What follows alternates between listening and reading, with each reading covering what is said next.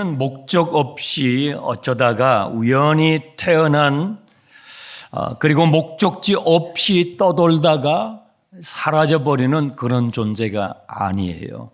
우리는 목적을 가지고 출생했고 목적지를 향하여 가는 존재인 것을 여러분 믿으시길 바랍니다. 우리의 최종 목적지는 어디인가? 서울이 아니에요. 대전도 아닙니다. 부산, 목포도 아니에요. 저와 여러분 우리 인생의 최종 목적지는 주님께서 말씀하신 대로 6절 아버지께로, 하나님 아버지께로, 하나님 아버지의 집이 하나님 나라 천국인 줄 믿으시기를 축원합니다. 제가 성탄절에 여러분들에게 중학교 1학년 때 간증을 제가 소개한 적이 있습니다. 왜 교회 다닙니까? 왜 예수를 믿습니까? 나 천국 가려고요. 여러분 이 답변은요 수준이 낮은 얘기가 아니에요. 수준이 높은 답변이에요.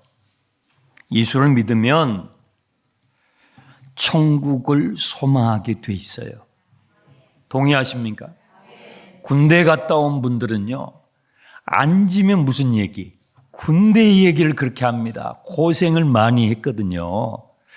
해외여행을 다녀오신 분들, 다른 사람들은 잘 안 가본 그 나라의 멋진 곳에 다녀오신 분들은요 그냥 앉았다 하면 그 이야기를 합니다. 예수님은요, 예수님은 사람을 만났다 하면 천국 얘기를 그렇게 하세요. 예수님의 첫 번째 메시지가 뭐였습니까? 회개하라, 천국이 가까이 왔다. 예수님은 비유 이야기 많이 하셨어요. 그 많은 비유의 이야기가 천국 비유 이야기입니다. 예수님은요 지금 제자들에게 십자가를 목전에 둔 이 상황에서 또 천국 이야기를 하고 계셔요. 예수님은 부활하시고 나서 곧장 승천하시지 않고 40일 동안 또 제자들과 함께 천국 얘기를 하셨어요. 여러분 중에 미국 안 가보신 분들도 계실지 모르겠습니다. 여러분 미국이 있습니까? 있습니까? 네, 미국이 있습니다. 안 가봤는데 어떻게 압니까? 네, 미국 갔다 온 사람들의 증언이 있죠. 사진이 있고 영상이 있죠. 또 미국 사람들을 보잖아요. 아, 나 미국 사람입니다 하고 미국 사람들을 만납니다. 미국이 있구나. 천국이 있습니다. 아멘 합시다. 이럴 때 아멘 안 하고 언제 합니까? 천국이 있습니다. 왜 있느냐? 천국을 경험한 사람들, 천국을 경험한 사람들의 증언이 차고 넘쳐요. 그 중에서도 예수님, 무엇보다도 누구보다도 예수님을 보면 천국이 있구나. 하나님이 세상을 이처럼 사랑하사 독생자를 주셨으니 누구든지 저를 믿는 자마다 영생을, 영원한 하나님의 나라에 대한 소망을 갖게 되는 것입니다. 그게 정상적인 신앙생활이에요. 그런데요, 목사님, 저는요 지금 당장 오늘 당장 먹고 살 일이 걱정이에요. 오늘 당장 건강이 제 문제고요. 제 자식들이 걱정이라고요. 그런데 천국 이야기, 내 인생의 최종 목적지 이야기는 너무 멀게 추상적으로 들리네요 라고 생각하실 수 있습니다. 제자들도 지금 그런 입장이에요. 제자들은요 오늘 밤 당장 어떻게 해야 할지, 오늘 밤 당장 주님을 부인하게 될 수도 있어요. 근심의 애가 타고 있어요. 그런 제자들을 향하여 주님께서는 인생의 최종 목적지를 이야기하시니 그 이야기가 너무 먼 이야기처럼 너무 비현실적으로 들리지 않을까요? 그렇지 않습니다. 정말로 현실적인 이야기입니다.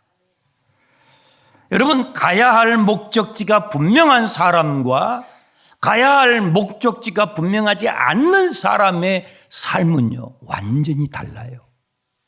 완전히 달라요.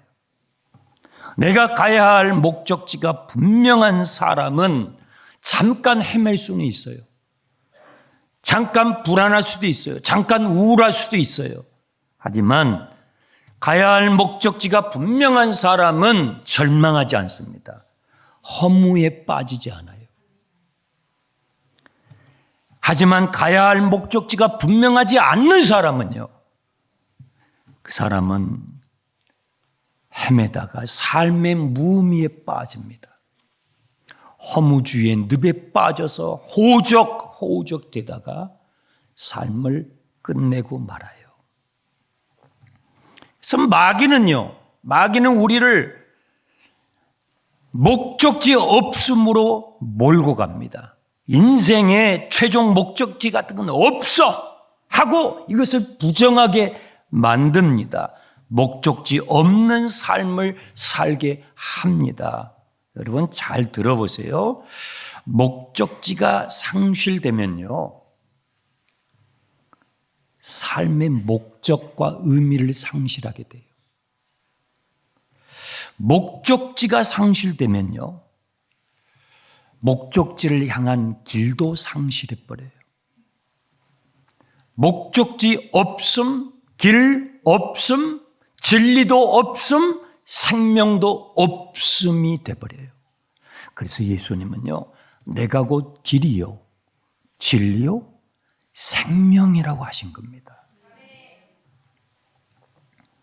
내가 가야 할 목적지가 없는 사람, 그것이 흐린 사람은요, 세상의 풍조대로, 세상의 논리, 뭐죠? 힘의 논리, 자본의 논리, 인간의 타락의 본성대로 살다가 끝나요. 예수를 믿는 복은 무엇입니까? 예수를 믿으면 왜 좋습니까? 하늘에서 돈다발이 떨어집니까? 그런 것이 아닙니다. 예수를 믿는 복은 목적지를 부정하고 살던 우리에게 내 인생의 목적지가 있는가라고 묻게 합니다. 너의 인생에 목적지가 있어라고 주님이 말씀해 주셔요. 길을 찾지 않는, 인생의 길을 찾지 않는 우리에게 그 길이 있는가라고 묻게 합니다. 그리고 그 길이 있다라고 가르쳐 주십니다. 5절을 보세요. 도마가 질문을 해요. 주님께서 어디로 가시는지 우리가 알지 못하거늘 그 길을 어떻게 알겠습니까? 묻는다고요. 묻게 되는 게 축복이에요. 묻게 되는 게 축복이라고요. 인생의 목적지가 있냐고 물을 수 있는 것, 그 길이 있냐고 물을 수 있는 게 축복이라고요. 예수님께서 묻는 도마에게 답변을 하셔요. 내가 곧 길이요 진리요 생명이니 나로 말미암지 않고는 아버지께로 올 자가 없다. 목적지는 하나님 아버지께, 길은 나야라고 가르쳐 주시는 거예요. 얼마나 명쾌합니까? 얼마나 명쾌하냐고요. 잘 모르는 사람은요, 복잡해요. 잘 아는 사람은요, 쉬워요. 얼마나 명쾌하냐고요. 목적지는 하나님 아버지께, 그 길은 나야라고 가르쳐 주시는 거예요. 왜 제자들은 지금 그런데 따라갈 수 없다고 하십니까? 후회라야 따라갈 수 있다고 하십니까? 왜 아버지 집에 거할 곳이 많으면 지금 당장 데리고 가시지 나중에 내가 예비하고 나서 와서 데리고 가겠다고 얘기하실까요? 여러분 생각해 보셨어요? 성경을 읽으실 때 생각을 하셔야 돼요. 생각해 보셨어요? 주님이 이렇게 말씀하시는 것은요, 길이 있는데 길이 막혀 있기 때문입니다. 내가 하나님 앞에 나아가는, 내 인생의 최종 목적지를 향해 나아가는 길이 있는데 그 길이 막혀 있기 때문이라고요. 왜 그 길이 막혔을까요? 자, 화면을 보시고 이사야서에 있는 말씀을 우리 함께 읽겠습니다. 여호와의 손이 짧아 구원하지 못하심도 아니요 귀가 둔하여 듣지 못하심도 아니라 오직 너희 죄악이 너희와 너희 하나님 사이를 갈라놓았고 너희 죄가 그의 얼굴을 가리어서 너희에게서 듣지 않으시게 합니다. 죄가 하나님과 우리 사이의 길을 막는 것입니다. 우리 인류의 죄가 하나님과 우리 사이의 길을 막아 건널 수 없는 어마어마한 벽을 만든 것입니다.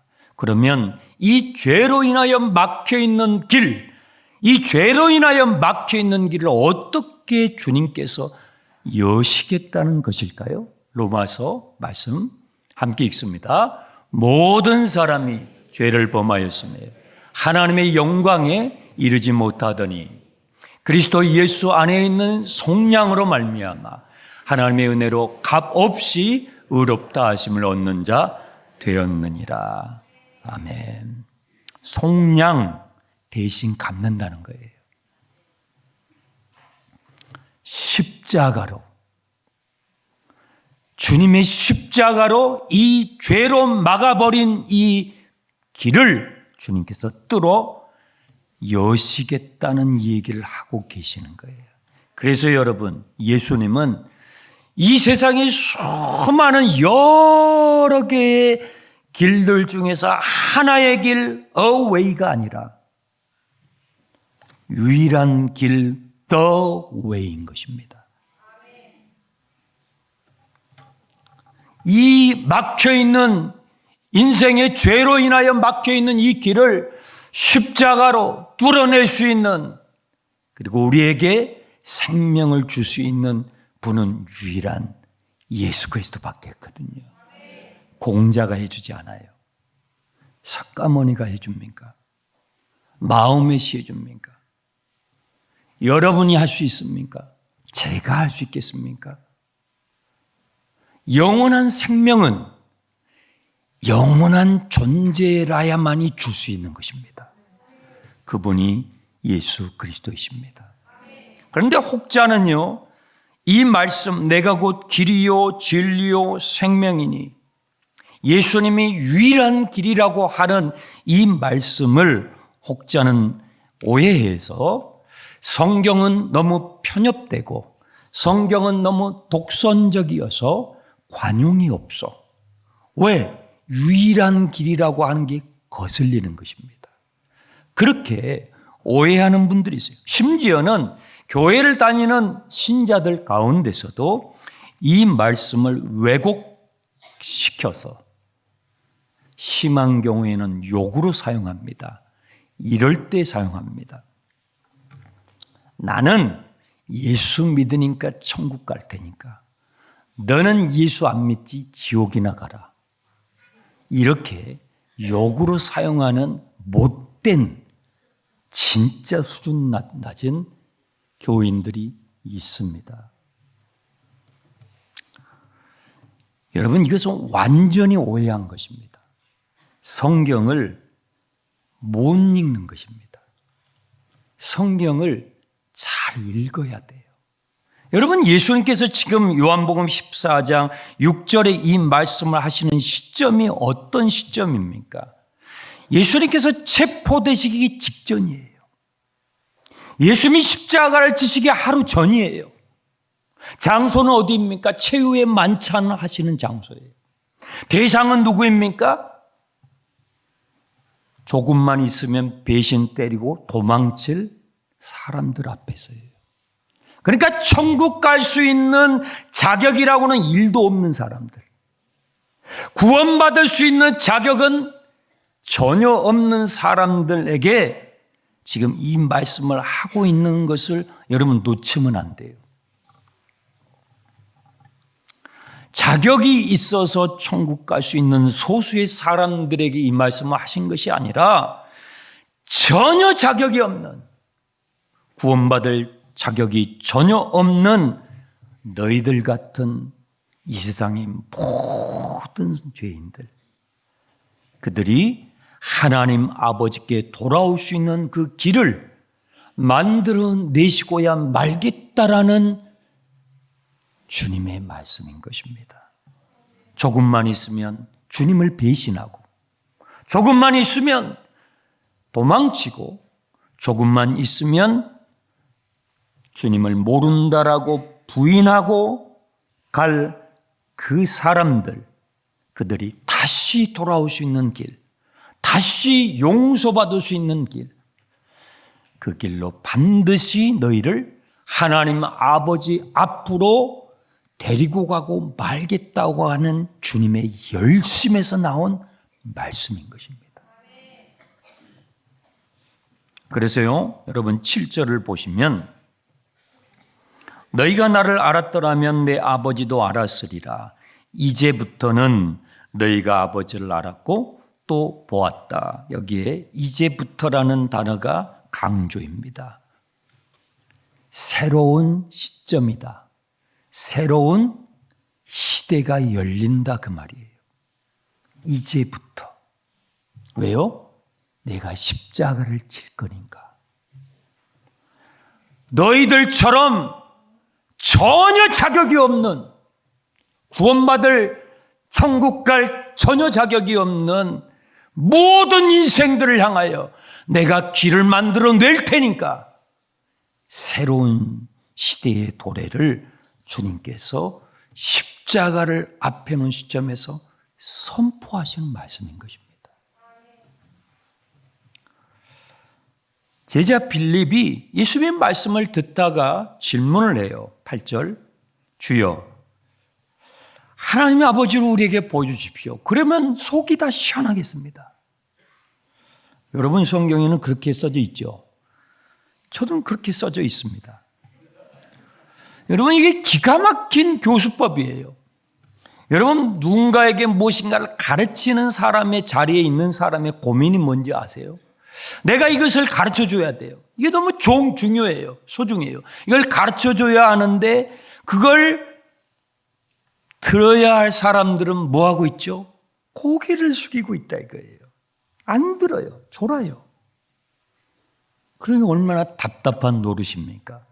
가르치는 사람은 답답합니다. 이걸 줘야 되는데. 근데 예수님 보세요. 기가 막히세요. 예수님은요, 주님이 가르치시고자 하는 것을 강요하지 않습니다. 주님은 궁금증이 나게 유발시킵니다. 질문이 쏟아집니다. 이게 주님의 탁월한 교수법이에요. 제자들이 막 질문을 합니다. 하나님 아버지를 보여주십시오. 그러면 족하겠습니다. 질문이 터져 나오는 것입니다. 예수님께서 답변하셔요. 9절. 빌립아, 내가 이렇게 오랫동안 너희와 함께 있었는데 내가 나를 알아보지 못하느냐? 나를 본 자는 아버지를 보았거늘 어찌하여 아버지를 보이라 하느냐? 내가 아버지 안에 거하고 아버지는 내 안에 계신 것을 내가 믿지 아니하느냐? 내가 너에게 이르는 말은 스스로 하는 것이 아니라 아버지께서 내 안에 계셔서 그의 일을 하시는 것이라. 내가 아버지 안에 거하고 아버지께서 내 안에 계심을 믿으라. 그렇지 못하겠거는 행하는 그 일로 말미암아 나를 믿으라. 내 말을 못 믿겠거든 내가 행하는 그 일로 나를 믿으라. 여러분, 예수님은 어떤 일을 행하셨습니까? 예수님은 보리빵 5개와 물고기 2마리로 배고픈 수천 명의 사람을 먹이셨습니다.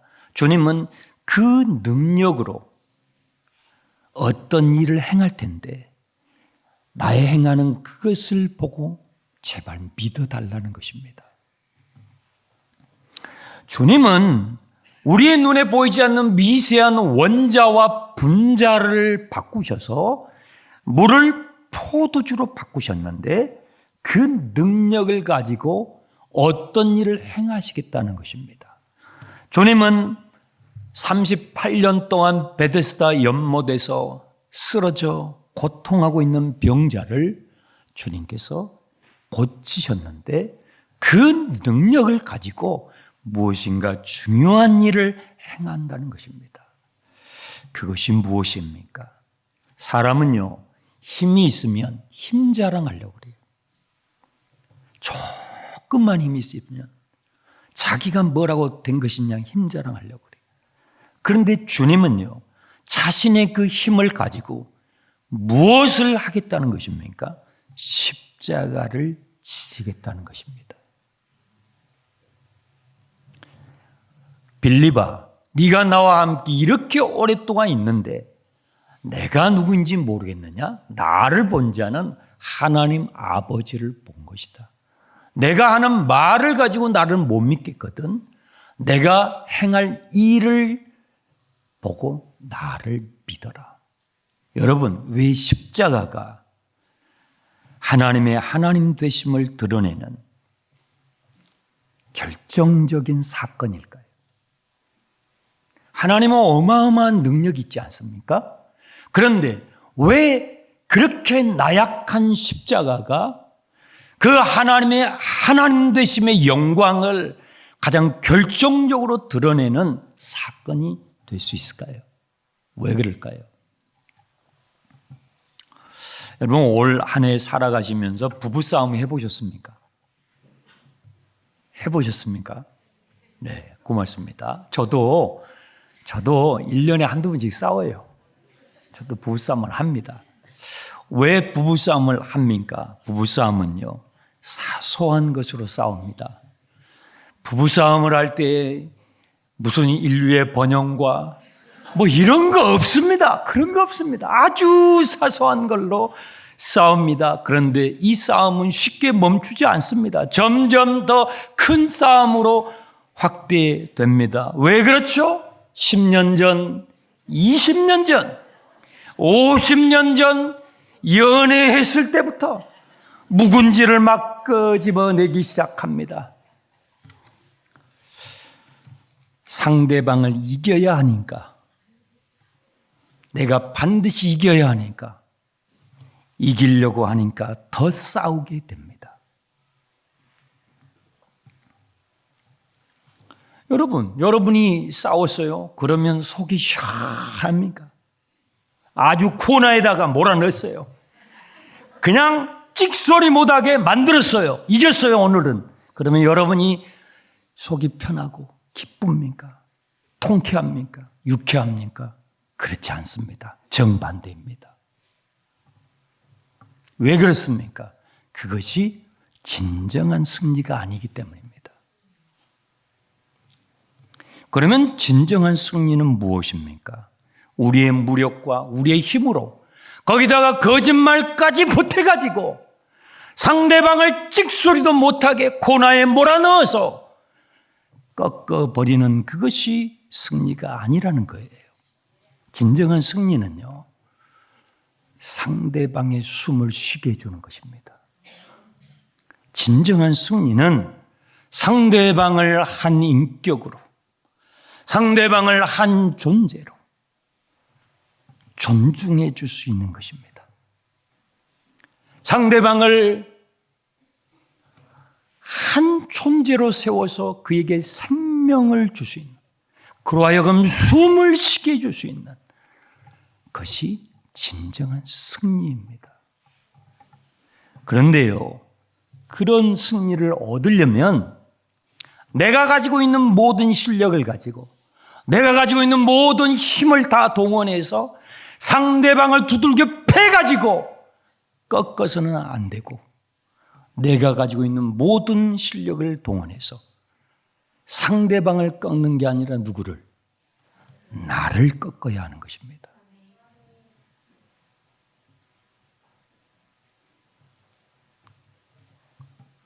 그래서 어려운 것입니다. 그래서 세상살이가 어려워요. 그래서 가정이 어렵고, 교회 생활도 어렵고, 직장 생활도 어려운 겁니다. 내가 나를 못 이기니 어려운 것입니다. 나를 얼마나 상대를 위하여 내가 사랑하는 대상을 위하여 나를 꺾을 수 있느냐가 어렵다 이거예요. 얼마만큼 나를 꺾을 수 있느냐에 승리의 비결이 있는 겁니다. 나를 베들레헴 말구유통 속에까지 집어넣을 수 있어야 한대. 나를 굽혀 냄새나는 저 자격 없는 사람들 앞에서 그들의 더러운 발을 씻어줄 수 있을 때까지 나를 꺾을 수 있어야 하는데, 내가 십자가에 못 박히기까지 나를 꺾을 수 있어야 하는데 그것이 어렵다 이것입니다. 그런데 예수님은 그것을 해내십니다. 그래서 예수님이 유일한 길이 되는 겁니다. 그래서 우리는 그 주님의 말씀의 진정성, 그리고 그 말씀을 살아내시는 삶의 진정성, 주님이 가시는 그 예수의 길의 진정성 앞에 우리는 회개하게 되는 겁니다. 우리가 가지고 있는 거짓의 가면들, 우리가 가정에서, 우리의 사회생활에서, 우리가 교회 생활하면서 덕지덕지 쌓고 있는 우리의 가면들을 그 주님 앞에서 벗어버리고 오만하기 짝이 없던 우리의 오만함을 회개하며 통회하며 주여 나는 죄인으로소이다, 주여 나를 용서해 주십시오 하고 우리의 마음을 돌이켜 주님이 주시는 참된 평안과 자유를, 하나님의 나라를 맛보게 되는 것입니다. 아, 나는 예수를 믿어야 되겠구나. 아, 나는 예수의 제자가 돼야 되겠구나. 아, 나는 끝까지 예수의 길을 가야 되겠구나 하는 결심을 하게 되는 것입니다. 여러분, 올해 참 수고 많으셨습니다. 오늘은 2025년도 마지막 주일입니다. 참 수고 많으셨습니다. 사랑하는 성도 여러분, 새해도 사소한 것에 열내지 마시고 지엽적인 것에 열내면 다 해롭습니다. 여러분 건강에도 해롭고 다 해롭습니다. 그런 것에 열내지 마시고 새해도 겸손히 예수의 길을 걸으시는 우리 모두 되시길 주님의 이름으로 축원합니다.